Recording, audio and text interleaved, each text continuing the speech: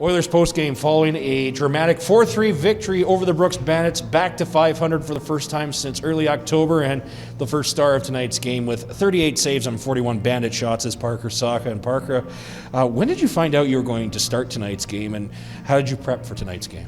I actually found out earlier this week because we usually find out on game days when we're playing, but I found out earlier on Tuesday, so that was nice. Got a little extra preparation in. Yeah, I did a couple of vision exercises I've been doing, so I think that helped a lot. I was going to say, what did you kind of have to work for, as after you did play Brooks once this year, it didn't go so well, but it was okay at the same time. You got a chance to see him, and what did you kind of assess what you needed to do to perform today? You know, I know they're a really good team and they move it around well, and I felt like the key was just my awareness today and just making sure I was aware of everyone on the ice and just not getting too wide and set on a shot and just make sure I was reading the play.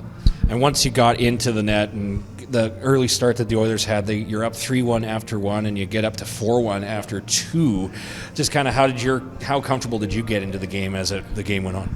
There was a couple early shots in the first period, and I felt like that really helped out and get me a good feel for the game. And when we were going up and the team was playing so well, felt really comfortable with the boys, how they were playing, so gave me a lot of confidence in the net. Obviously, we have to talk about it when the Bandits make that little bit of a push, and as a goaltender, all you can do is kind of sit and watch and see it come to you. But how did you guys hang on to that monster in the final 16 minutes? You know, we don't get into positions like that often with such a good team, number one in the nation for 10 weeks now. Yeah, and I think the boys really just bared down. Dice pulled us all in, told us what we needed to sack out the bod, block shots, and it really paid off. And I guess maybe just one more assessment of your team, your defense in front of you, try to make it as easy as possible for you, and the way they performed in front of you tonight. Yeah. I thought they played amazing, keeping all the shots to the outside, and if there was any breakdowns, I was there to help bail us out, and I thought they were letting me see the puck really well, and that's all I can really ask for. What was the feeling like for this Oiler team when you see that clock finally hit zero and there was just a swarm of those around you? Just pure happiness, probably. Yeah, it's really exciting to beat such a good team, and I think we're going to go on a big roll here. So. You got the Sherwood Park Crusaders and Drumheller next week. Biggest preparation. You enjoy this one for a little bit, but for how long? Oh, just one night. Yeah, we'll just think about it for one night and move on and just worry about the next ones coming up. So. Parker, congratulations on the victory, and thanks so much. Thank you. So they don't ask how, they ask how many. It's win 19 for the Okotoks Oilers and back to 500 for the first time since October.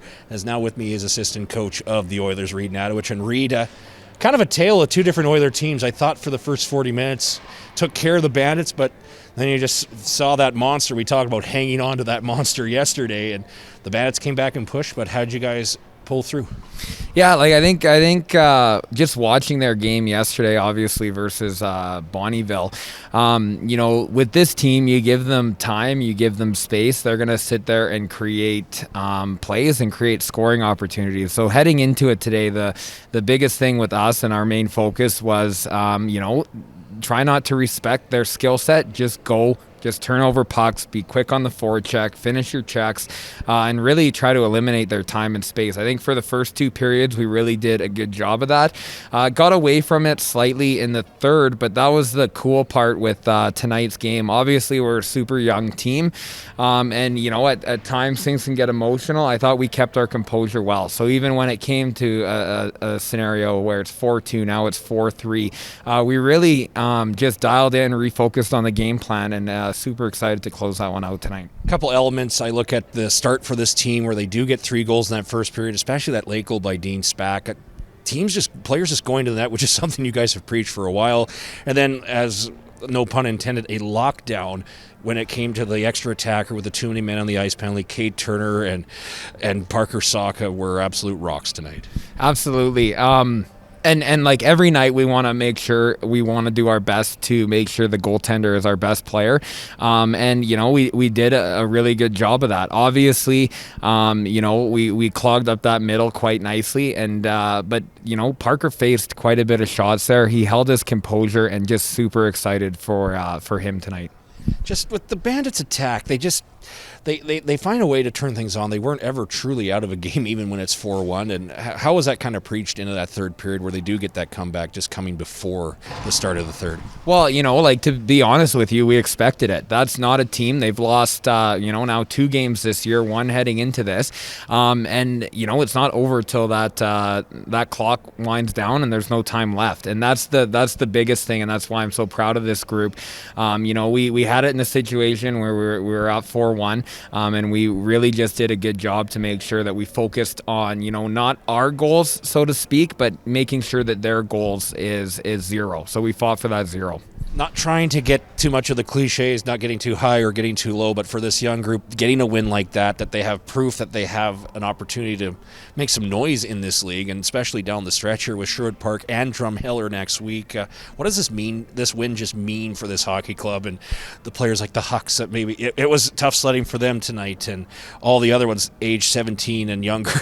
Yeah, like this team, we are extremely young. Statistically, we are the youngest team in the Alberta Junior Hockey League.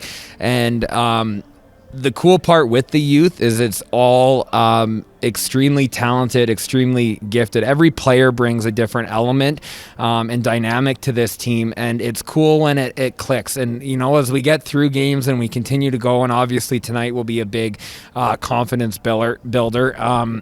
When these guys play confident, they play within a unit, they play a structure, and we have everyone going, this team can accomplish some pretty cool things. Appreciate the time, Coach, and congratulations on, I guess the biggest win of the Oilers year and back to 500 for the first time. That's just got to feel good in itself, how many times this team has actually got to 500. Absolutely. It's a hump we've been trying to get over a while. We've gotten close, but to finally get it accomplished, just back to work now. Appreciate it. Thanks, Reid. Thanks, Gino.